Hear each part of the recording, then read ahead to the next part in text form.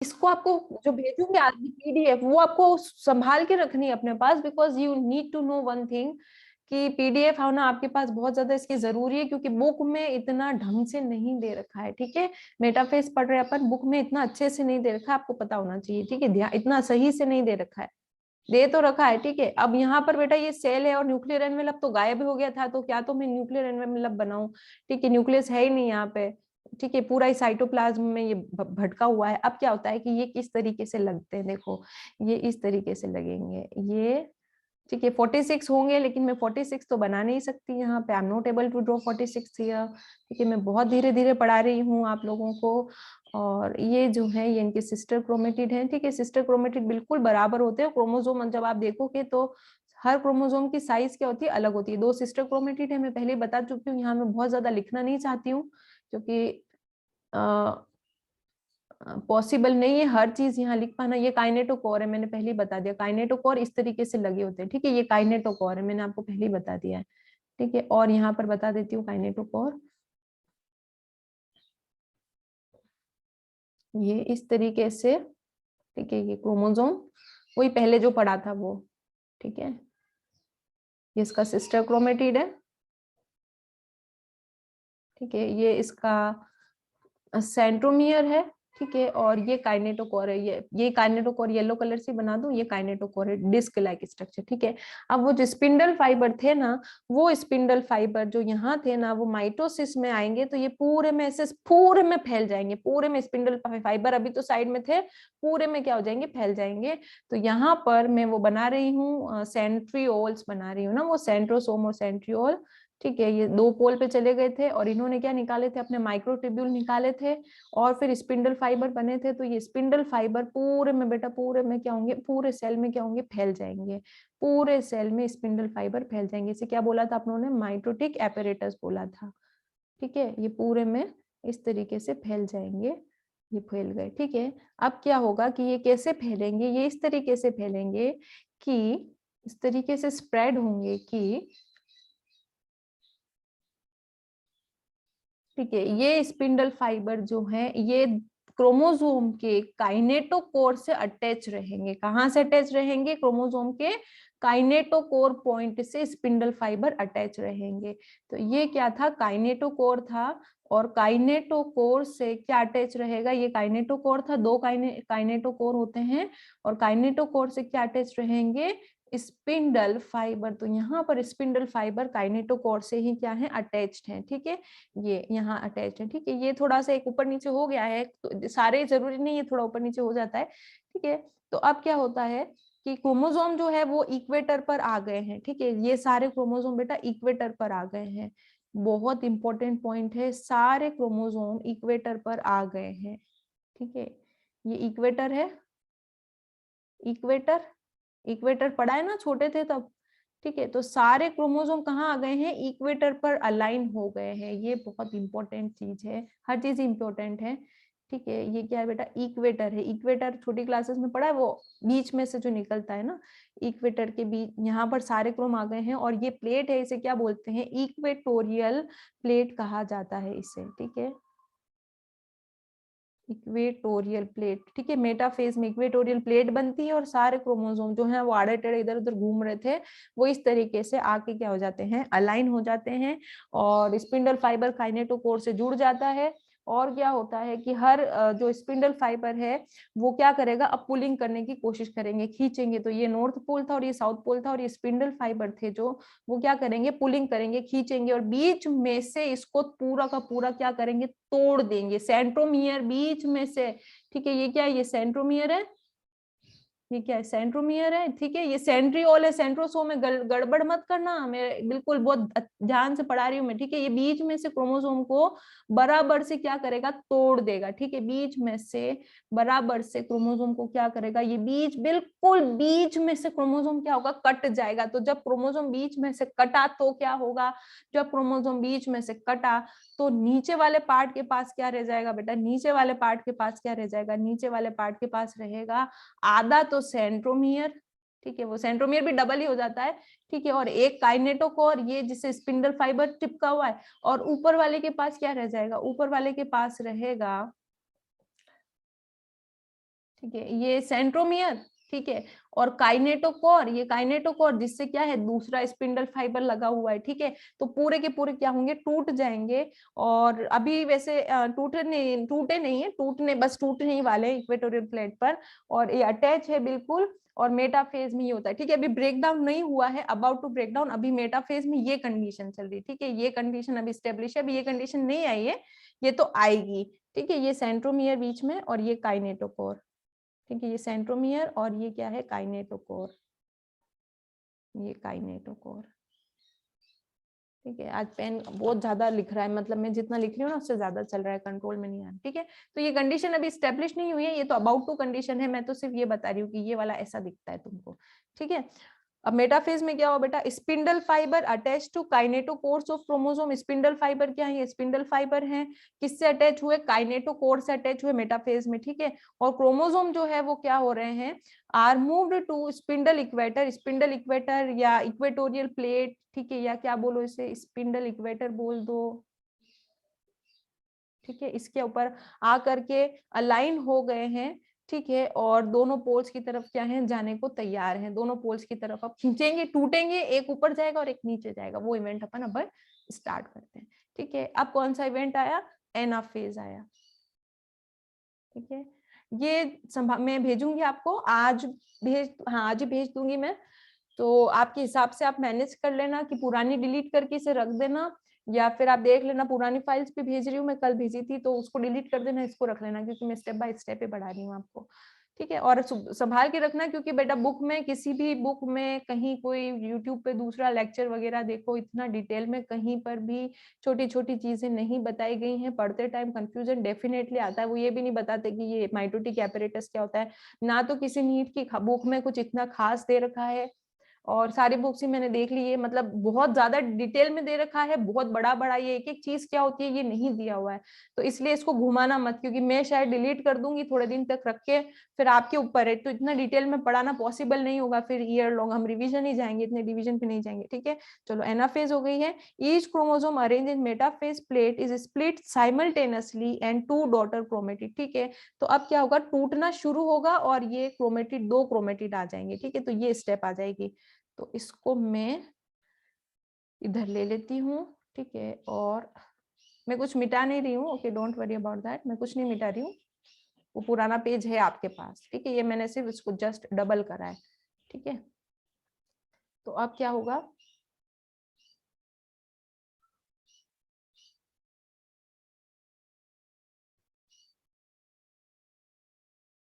ये अपना सेल, ठीक है, ये अपना साइटोप्लाज्म, न्यूक्लियस तो कोई रहा नहीं, ठीक है। अब क्या होगा कि ये टूटना शुरू हो रहे हैं और क्रोमेटिड टूटेंगे, ठीक है। तो यहाँ से ये टूटन शुरू हुई है, they are about to break, ठीक है।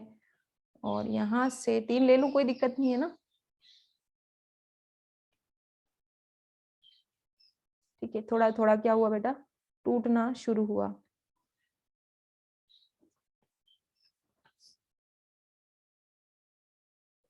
ठीक है। ये टूटे, ठीक है, ये कहा क्या होंगे, यहाँ से ये टूटेंगे, स्पिंडल फाइबर सारे, मैंने आपको पहली चीज बता दी है, क्या होगा, टूटना शुरू होगा, और स्पिंडल फाइबर इन्हें क्या करेंगे, अपने अपने कॉरेस्पॉन्डिंग पोल की तरफ क्या होंगे, खींच के ले जाएंगे, और क्या होगा, ये टूटना शुरू हो गए हैं, बस अब ये क्या हो गए, एनाफेज में क्या हुए, टूटे, और जैसे ही क्या होंगे, ये टूटेंगे एनाफेज में,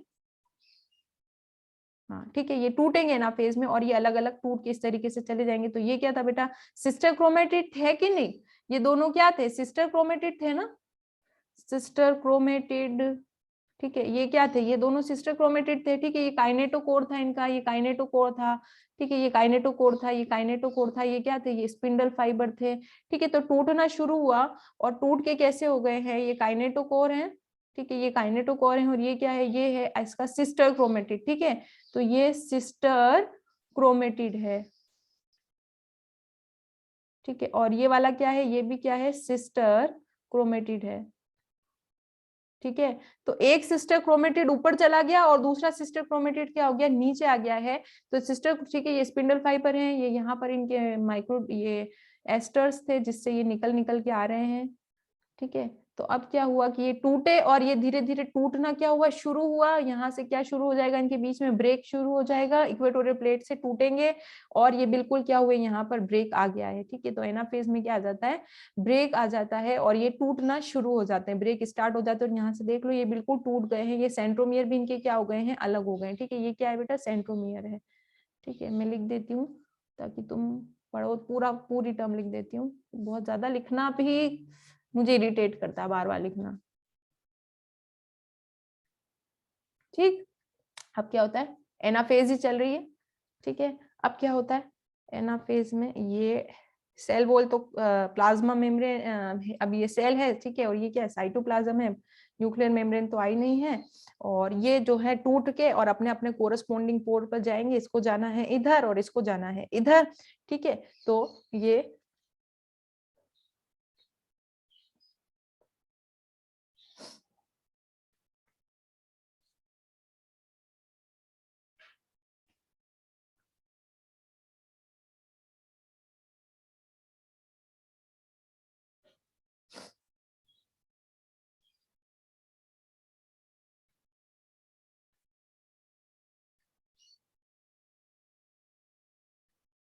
क्या है बेटा, सेंट्रोमियर है ना, क्या है ये, क्रोमोसोम।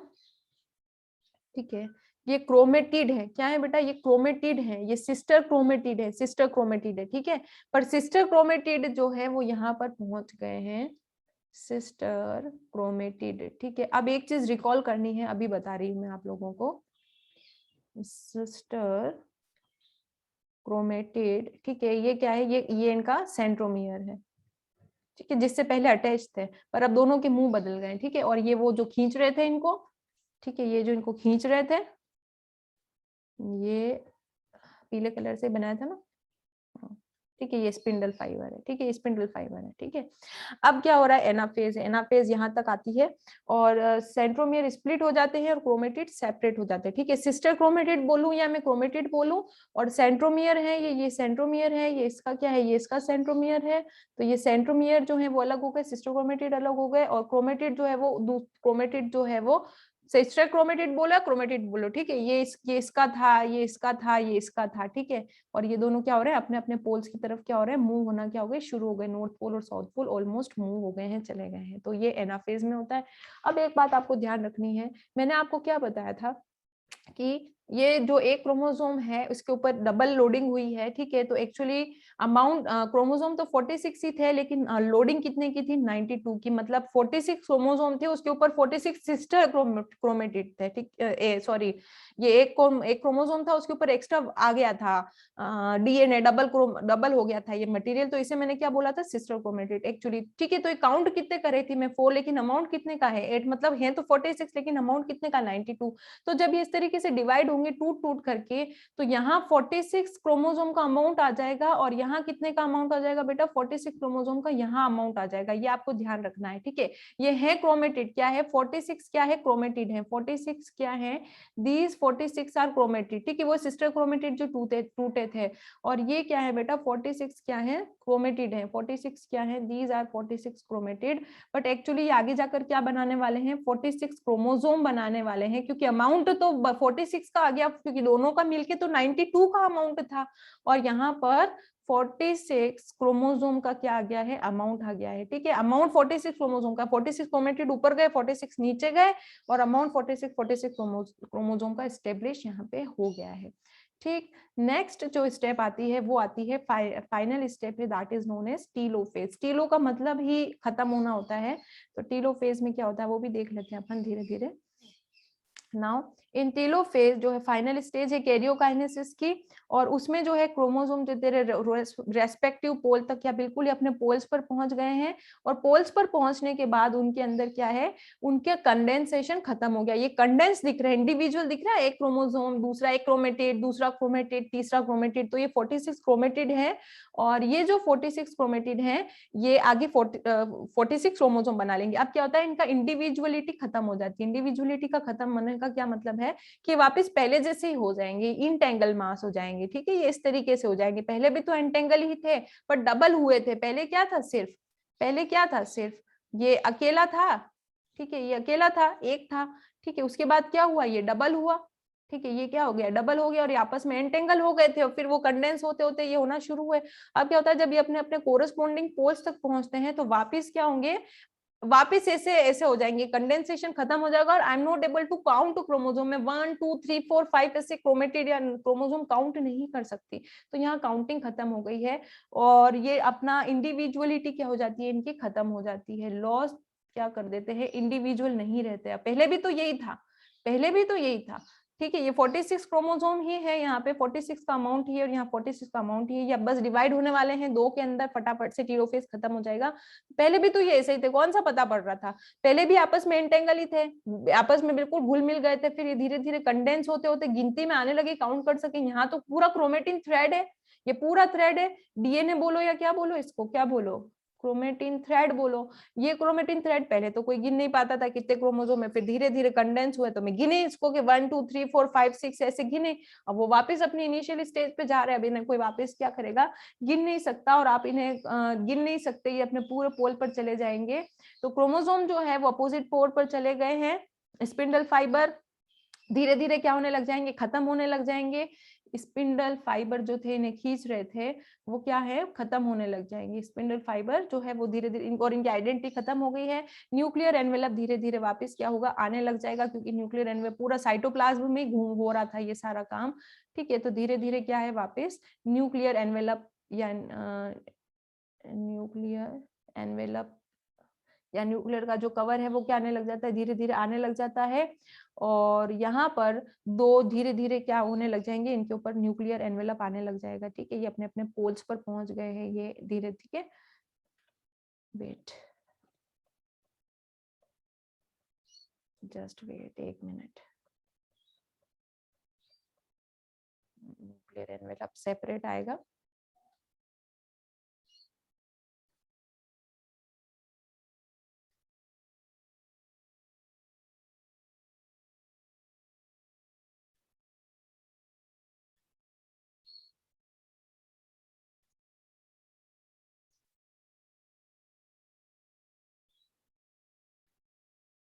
ठीक है, सेपरेट आने लग गया। अब बस ये डिवाइड हो गया है, और न्यूक्लियोलस भी आने लग जाएगा, वो न्यूक्लियोलस था ना, इसके अंदर भी न्यूक्लियोलस था और इसके अंदर भी न्यूक्लियोलस था, ठीक है, और गोल्गी वगैरह क्या होने लग जाएंगे, रीअपियर होने लग जाएंगे। तो गोल्गी वगैरह कहीं गए नहीं थे एक्चुअली में, गोल्गी और ये तो जो आपका G1 और G2 फेज था ना, उसी के अंदर गोल्गी वगैरह सिंथेसाइज डबल ही हो जाते हैं, ठीक है, आपको सिंथेसिस नहीं है, बस सेल का डिवीजन होगा, ठीक है, तो यहाँ पर सब डबल वबल मटेरियल पहले हो जाता है, ठीक है, गोल्गी वगैरह और प्रोटीन्स और वो सब डबल हो जाते हैं, पर वो गायब इसलिए होते हैं क्योंकि वो कैरियोकाइनेसिस बहुत बड़ा इवेंट है, बहुत ज्यादा। तो अभी सिर्फ माइटोसिस कंप्लीट हुआ है बेटा, अभी साइटोकाइनेसिस नहीं हुआ है, मतलब साइटोप्लाज्म तो अभी डिवाइड हुआ ही नहीं है। और साइटोप्लाज्म में क्या क्या प्रेजेंट होता है, साइटोप्लाज्म में बहुत सारी चीजें प्रेजेंट हो सकती है, ठीक है, गोल्गी एपेरेटस हो सकता है, या एनाफेज का है लिखा है मैंने अभी तक यहाँ, ठीक है, और गोल्गी और माइटोकॉन्ड्रिया वो सब पहले वो जब घुसता है ना माइटोसिस फेज में, तो अपना सब डबल करके ही घुसता है, कुछ अधूरा अधूरा करके नहीं घुसता, पूरा डबल करके घुसता है, सब डबल करके घुसा है। तो गोल्गी वगैरह यहाँ पर सब डबल डबल बने हुए हैं, ठीक है, सारे सेल ऑर्गेनेल जो हैं, गोल्गी, ठीक है, सेल ऑर्गेनेल जो हैं वो सारे डबल ही करके बने बने हैं, आए हुए हैं, अब इनको बस डिवीजन होना बाकी है। तो न्यूक्लियस तो ऑलमोस्ट डिवीजन हो गया, इसे मैंने क्या बोला था, कैरियोकाइनेसिस या माइटोसिस, माइटोसिस अपनी कंप्लीट हो गई है, the mitosis has completed now, ठीक है, ये माइटोसिस है बेटा, ये माइटोसिस देखो, ये माइटोसिस कंप्लीट हो गई है, द माइटोसिस, एनसीईआरटी में भी ये डायग्राम है, पर वो थोड़ा क्लियर नहीं आ रहा था मेरे, तो इसलिए मैंने ये दूसरा उठा लिया, ठीक है, ये सारे प्रोफेज, मेटाफेज, एनाफेज, टेलोफेज, ठीक है। अब साइटोकाइनेसिस करना है, साइटोकाइनेसिस क्या होता है, सेल डिवाइड होगी, तो अब अपन क्या, साइटोप्लाज्म डिवाइड होगा, ठीक है, या सेल डिवाइड होगी पूरी की पूरी, तो इसे क्या बोलेंगे, साइटोकाइनेसिस। अब साइटोकाइनेसिस में क्या होता है कि दो सेल में इसको क्या करना है, डिवाइड करना है, और ये टेलोफेज के बाद है। अब एनिमल सेल में क्या होता है ये देख लेते हैं अपन, ठीक है, एनिमल सेल, एनिमल सेल जो है यानी हम हैं, ठीक है, क्या होता है कि इस तरीके से ये सेल है, ठीक है, न्यूक्लियस जो है वो, ठीक है, ये कोरस्पॉन्डिंग न्यूक्लियस, ये यहाँ पर ये न्यूक्लियस है और यहाँ पर ये न्यूक्लियस है, ठीक है, ये न्यूक्लियस बन गए, बस ऑलमोस्ट न्यूक्लियस बन ही गए, ठीक है, न्यूक्लियस बन ही गए ये।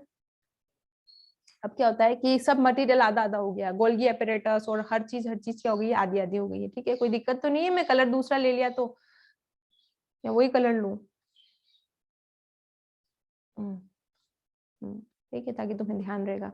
ठीक है, सब डबल हो गया, सब आधा आधा हो गया। अब एनिमल सेल में क्या होता है कि साइड में से ये धीरे धीरे अंदर जाना शुरू करता है, ये ऐसे धीरे धीरे अंदर जाएगी प्लाज्मा मेम्ब्रेन। ठीक है, ये प्लाज्मा मेम्ब्रेन ऐसे धीरे धीरे प्लाज्मा मेम्ब्रेन अंदर जाती रहेगी, अंदर जाती रहेगी, और ये इस तरीके से क्या होगा, ये अलग हो गया पूरा का पूरा। ठीक है, ये एक सेल अलग हो गई है और ये दूसरी सेल क्या हो गई, अलग हो गई। तो प्लाज्मा मेम्ब्रेन जो है वो क्या होगी, एक फरो डेवलप होगी। फरो का मतलब समझते हो? फरो का मतलब है ये अंदर डिप्रेशन इसे क्रिएट होता चला जाएगा, और प्लाज्मा मेम्ब्रेन जो है वो अंदर की तरफ डीप डीप डीप जाती जाएगी, साइटोप्लाज्म को क्या करेगी, दो पार्ट में डिवाइड कर देगी। तो प्लाज्मा मेम्ब्रेन जो है वो क्या होगी, फरो यानी अंदर जाएगी, और क्या करेगी, साइटोप्लाज्म को इक्वली क्या करेगी, और सब चीजें सेट हो जाएगी, आधी ऊपर आधी नीचे, गोल्गी वगैरह सब बराबर अपने आप सेट हो जाएगा। ठीक है, तो ऊपर और बीच में ये प्लाज्मा मेम्ब्रेन साइटोप्लाज्म घुसेगी, ऐसे दोनों तरफ से फरो डेवलप करेगी, और साइटोप्लाज्म को क्या करेगी, दो इक्वल टू पार्ट में क्या कर देगी, डिवाइड कर देगी, और बस इस तरीके से क्या होगा, डिवीजन पूरा का पूरा हो जाएगा। अब जो एक प्रॉब्लम आती है वो आती है प्लांट सेल के साथ। प्लांट सेल जो है वो उसमें एक प्रॉब्लम आती है, क्योंकि प्लांट सेल में बेटा सेल वॉल भी होती है। ठीक है, तो हम पढ़ रहे हैं साइटोकाइनेसिस।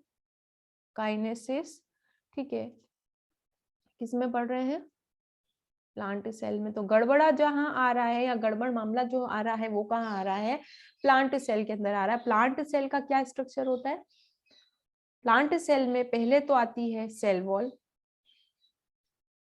ठीक है, और फिर इसके अंदर आती है प्लाज्मा मेम्ब्रेन,